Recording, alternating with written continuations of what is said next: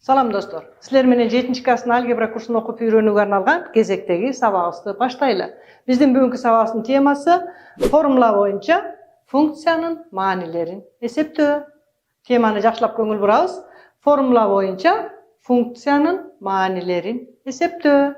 Демек, функция деген түшүнүк менен биз өткөн сабакта таанышканбыз. Функцияда эки түрлүү өзгөрмө болот. Көз каранды өзгөрмө, көз каранды эмес өзгөрмө. Ушул биздин азыркы бүгүнкү темабызда мынакей бизге функция берилиптир. Бул x деген көз каранды эмес өзгөрмө, y деген көз каранды өзгөрмө. X-тин берген маанисине жараша y-тин мааниси чыгат экен.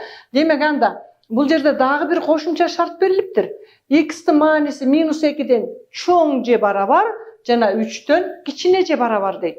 Балдар, демек биз x-тин ордуна ушул берилген шартты эске алып маани беришибиз керек экен. Кайсы маанилерди берем? Ал үчүн келгиле мен сан түз сызыгын сызайын, саногун сызайын дагы -2ни x-ка тиешелүү болот. Демек анда -2ни беришибиз керек экен.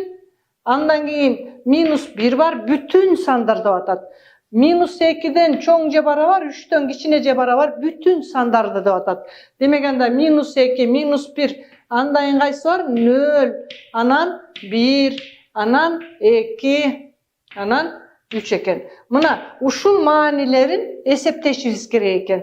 Ушул формулада берилген формула боюнча ушул аргументтин маанилерине туура келген функциянын маанисин тапкыла дейт. Ал үчүн мен таблица кылып бияка чийип алайынчы. Мынакей таблица кылып чийип коеюн дагы. Азыр ушунун ичин толтуралы силер менен. Ал үчүн аргументтин маанилери дейт. Де болбосо мына x-тин маанилери кайсылар экен? Демек бул жерге мен x дейин, бул жерге y дейин. Биринчи -2ни берейин x-тин ордуна. Андан кийин x-тин ордуна -1ди берейин. Андан кийин x-тин ордуна 0ду берейин. Андан кийин x-тин ордуна 1ди берейин. Анан 2ни берейин. Анан x-тин ордуна 3ду берейин. Мына балдар, силерде окуу китебинде ушундай функция берилген. Мына функция турат. Анан x-тин маанилери -2ден чоң же барабар, 3төн кичине же барабар болгон бүтүн сандар деп атат. Демек мен саногунда көрсөттүм кайсы маанилерди берет экенбиз. Эми таблицанын бул көзөнөкчөлөрүн толтуралы. Аны толтуруш үчүн алгач x-тин ордуна кайсыны берет экенмин? Демек биринчи x барабар канча болсун? -2 болсун. X -2ни мен каяка коем? Мына могу жерге коем. Көрүп атасыңарбы? Демек анда y барабар -2ни койгулачы ордуна. 2 көбөйтүлгөн -2, мына x-тин ордуна -2ни койдум. +1 бөлүнгөн 3. -2 менен 2ни көбөйтсөңөр -4. -4тө +1ди кошсоңор -3 болот. -3тү 3кө бөлсөңөр -1. Балдар, мынакей x -2 болгондо y -1 болду. Көрдүңөрбү? Эми экинчи учурун жасайын. Экинчиси x барабар канча болсун? -1 болсун. Ушундай эле ордуна коесуңар. Демек 2 көбөйтүлгөн -1 +1. Көрдүңөрбү? Мына x-тин ордуна мен -1ди койдум. Бөлүнгөн 3. Демек анда бизде эмне пайда болот? -2 +1. -2ден +1ди алсаңар -1 бөлүнгөн 3. Демек -3төн 1 чыкты. Анап келип бул жака жазайын. -3төн 1. Андан кийин 0ду коелук. Үчүнчүсү x барабар 0 болсун. X-тин ордуна 0ду коелучу. Y барабар 2 көбөйтүлгөн 0 +1 3. 0 менен 2ни көбөйтсөңөр 0, 0гө 1ди кошсоңор 1, 3төн 1 чыкты. Демек анда бул жер 3төн 1 экен. Эми x-тин ордуна 4-нчү 1ди койгула. 1ди койсоңор y барабар 2 көбөйтүлгөн 1 +1 бөлүнгөн 3. 2ге 1ди көбөйтсөңөр 2, ага 1ди кошсоңор 3, 3тү 3кө бөлсөңөр 1 чыгат. Демек биякта 1 бүтүн чыкты. Андан кийин 5-нчи x барабар 2ни койгула. Демек y барабар 2 көбөйтүлгөн 2 +1 бөлүнгөн 3. 2 жерде 2 4, 4кө 1ди кошсоңор 5. 3төн 5 же болбосо 1 бүтүн 3төн 2. Демек 1 бүтүн 3төн 2. Эми акыркысы x барабар 3. X-тин ордуна 3ді койсоңор, y барабар 2 көбөйтүлгөн 3 + 1 3, 2 жерде 3, 6, 6'ga 1'ti koştuңor 7, 7'ni 3'kö bölsöңөр 2,3'tön 1. Demek 2,3'tön 1. Urmatlı okuçular, karagılaçı. Bizge funksiya berilgen. Anan keyin şart berilipdir. X minus 2'den çoң je barabar, 3'tön kichine je barabar bolgon bütün sanдар dep. X'tin uşul maanisindegi funksiyanın maanisini tapkıla dep atat. Mo formula boyunça. Demek anda men algaç kaysı manilerini bererimdi mına жазып aldım. Anam balдар, men mo жерде alganda bir kadam menen aldım. Bir kadam degen söz minus 2'den minus 1 1'ge kichine, 1'ge çoң, minus 1'ge karaganda 0 1'ge çoң, 0'ga karaganda 1 1'ge çoң bolup bir kadam menen. Eger 2 kadam menen algıla dese, anda minus 2, 0, 2 degen manilerdi almaksыңар. Gördüңөрбү? Bir kadam dese, birge ulam oң jakты көстө жылдырасыңар. Эгер жарым кадам менен алгыла десечи, анда минус 2, минус 1,5, минус 1, минус 0,5, 0 ушинтип алмаксыңар. 0,5 деп көрдүңөрбү? Жарым кадам болсо. Демек, кадам дагы берилет. Тапшырманын шартында кадамы да берилиши мүмкүн. Бул bir кадам менен берилген дегискен. Demek андай verilse mına x'ga manilerini beresiňer, bul bizge şartında berildi. Anan x'tin manisine jaraşa men y'tin manilerini taap жазып koydum. Mına ke balдар, men hazır tablitsany tolturdum. Uşul jerde bir nerseni aytkım kelet. Funksiya demek bul jerde formulanın jardam menen berilbedi bele. A bul momday berilip kalsa funksiya bul tablitsanın jardam menen berilip kalgan bolot. Tablitsa türünde olup kaldı. Gördüңөрбү? Demek uşintip argumentin manisi berilse, mınçadan mınçaga çeyin dep. Oşol uçurdagı funksiyanın manisin taap koysa bolot. Balдар, emin men doskaga bir ele funksiya aldım. Karagılaçı. Y barabar 4x minus 1.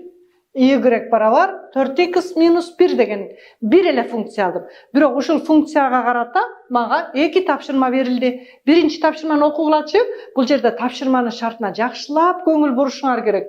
Argumentin 5'ke barabar bolgon manisindegi funksiyanın tuğra gelüçü manisini tapkıla. Argumentin 5'ke barabar bolgon manisindegi. Demek argumentте biz y'ti ayttık bile, je x'ti ayttık bile, oylongulaçı. Oba balдар, biz x'ti aytkanбыз. Demek argumentin 5'ke dese, anda x barabar 5 bolgondogu y'tin manisin surap jatıptır. Düşünüp jatasыңар ba?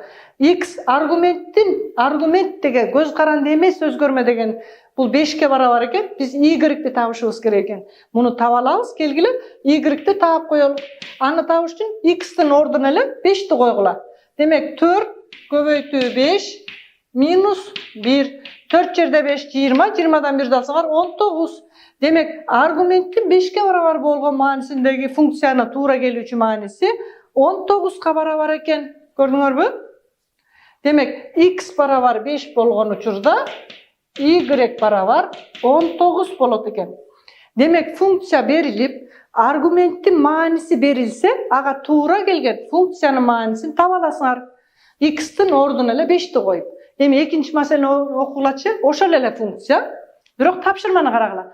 Funksiyanın manisi 7 bolguday, argumentin manisini tapkıla. Funksiyanın manisi 7 bolguday. Funksiyanın manisi dese demek y. Y barabar 7 bolgondoy, x'tin manisini, argumentin manisini tapkıla dep atat. Mına ke balдар, uşul eki maselenin şartını jakşılap karagılaçı. Mında argumentin manisi verilip, funksiyanın manisini izdep atasыңар y'ti. A bul jerde funksiyanın manisi berilip, aga tuğra kelgen, demek al 7 çıkkıday bolgon argumentin manisini izdep atabыз. Demek anda kelgile orduna koyolu. Y'tin orduna 7'ni koyoyun. 4x minus 1. Minus 1'de barabardıktın oң jagına, sol jagına karama karşı belgi menen alıp ötöm. Minus 1 biyaka plus 1 bolup barat 4x. 7'ge 1'de koştuňar 8. 8 barabar 4x. X'ti tabıştım 8'di 4'kö bölüp koymoqsыңар. X barabar 2. Mına ke balдар. Demek x'tin argumentin 2'ge barabar bolgon manisinde funksiyanın manisi 7'ge barabar bolot eken. Mına ke uşunday dagı tapşırmalar berilet. Bir ele funksiya berilet. Argumenttiki berilse, aga tuğra gelgen funksiyanыкын tabalasыңар. Funksiyanın manisi berilse, oşol funksiyanın manisi çıkkıday bolgon, argumentin manisini izdeseňer bolot. Mına ke men sizlerge oşondoy 2 tapşırmany görsetdim. Balдар, Эми кийинки bir тапшырмага көңүлүңөрдү бургум келет. Карагылачы, бизге функция берилиптир. Ушул функциянын формула менен берилиптир. Ушул формуласы менен берилген мында кадамы 0,5 болгон функциянын маанилеринин таблицасын түзгүлө дейт. Мына биздин функция берилиптир. 0дөн чоң же барабар, 2ден кичине же барабар болсо, кадамы 0,5 болгон дейт. Кадамы дейт. Жанагы мен мурдакы таблица түзгөндө кадамы 1 болчу. -2, -1, 0, 1, 2, 3 деп кеткенбиз. Азыр кадамы 0,5 дейт. Анда келгиле таблица түзөлү. Демек таблица түзгөндө мен азыр 2ге бөлүп карайын, анан кийин таблицаны улантабыз, баарыбыз карайбыз. Демек x анан y дейин. Кадамы 0,5 болсо, биринчисин 0 деп алсаңар, кийинкиси демек окко жайланыштыралычы балдар, мынакей. Бу жерде 0 бар. Андан кийин 0,5 бар. Кадамы. Андан кийин канча бар? 0,5 болсо 1 бар. Анан 1,5 бар. Анан 2 бар. Мына бизге 2ге чейин деп атпайбы? Демек көрдүңөрбү кадамды? Мына ушуну таблицага түшүрүшүңөр керек. 0, 0,5, андан кийин 1, 1,5, анан 2, мынакей. Ушинтип кадамы түздүк, көрдүңөрбү? Демек тапшырмада кадамы берилет. Жана менде кадамы 1 болчу. Азыр кадамы 0,5. Кадамы ар түрдүү берилиши мүмкүн, 2 болушу мүмкүн жана башка. Эми таблицаны толтуруп коелу балдар, келгиле. X'тин ордуна эле 0ду коеюн. 0дун квадраты 0, 0га 1ди кошсом 1 чыгат. 0,5тин квадраты 0,125, ага 1ди кошсоңор 1,125. 1ди койгула, 1дин квадраты 1, 1ге 1ди кошсоңор 2. 1,5тин квадраты 2,125, 2,125ге 1ди кошсоңор 3,125. 2нин квадраты 4, 4ге 1ди кошсоңор 5. Мынакей балдар, бизге берилген формула менен берилген функция берилсе, аргументтин кадамы 0,5тен болгон шарты берилсе, таблицасын түзүп койдук. Көрдүңөрбү? Ушундай да тапшырмалар кездешет.